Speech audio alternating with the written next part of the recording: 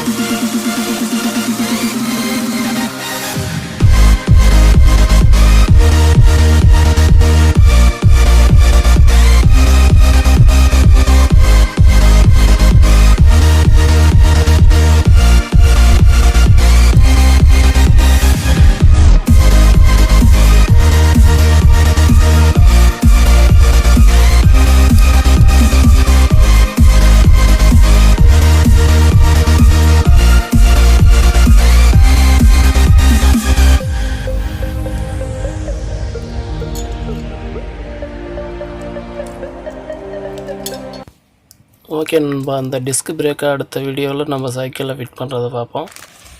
நம்ம சேனலை சப்ஸ்கிரைப் பண்ணுங்கள், லைக் பண்ணுங்கள், கமெண்ட் பண்ணுங்கள். தேங்க்யூ.